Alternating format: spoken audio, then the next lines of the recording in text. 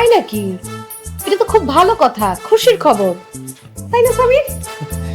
না না আন্টি, খুশির খবর হবে কিভাবে? আপনি জানেন না, আপনাদেরকে বলেনি ওর তো গার্লফ্রেন্ড আছে। হ্যাঁ আরে বলে দাও, সমস্যা নেই। ওর গার্লফ্রেন্ডকে পছন্দ করে, ওকে ছাড়া কাউকে বিয়ে করবে না।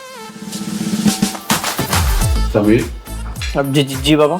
সন্ধ্যা যা বললো তা কি সত্যি? না, সেরকম কিছু না। দেখো, তোমাকে একটা কথা বলে রাখি, আমার হুকুমের বাইরে তুমি যদি কোনো কাজ করো নিজে নিজে, তাহলে এই বাড়ি থেকে তোমাকে আমি বের করে দেবো, কথাটা মনে রেখো।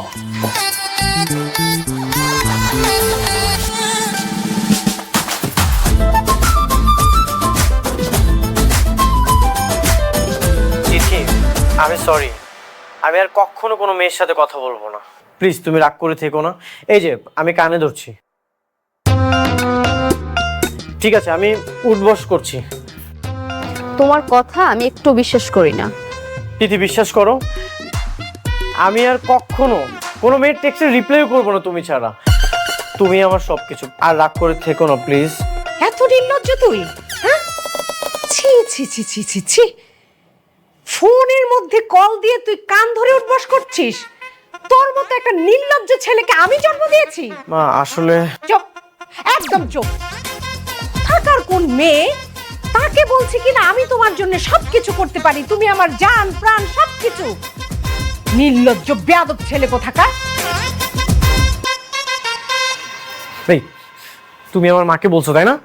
হ্যাঁ অবশ্যই আমি বলেছি, এটা তো আমার দায়িত্ব।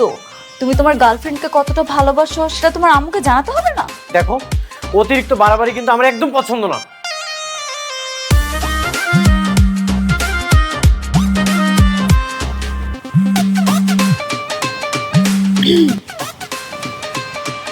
হ্যালো, এই মেয়ে, তুমি সামিরের বেডরুমে কি করছো? তুমি সামিরের কল ধরছো কেন? সামিরের ফোন তুমি কেন রিসিভ করছো? এখন থেকে ফোন দিলে না আমিই ফোনটা রিসিভ করব। তুমি আর ওকে ফোন দিবা না, বিরক্ত করবে না, ঠিক আছে? এখন চুলের যত্নে প্যারাশুট ন্যাচারাল শ্যাম্পুর সাথে একটি আকর্ষণীয় টাওয়েল ফ্রি।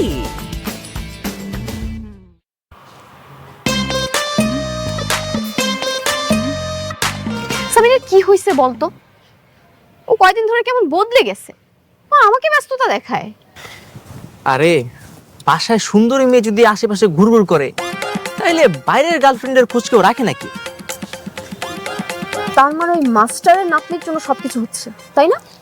হ্যাঁ অবশ্যই।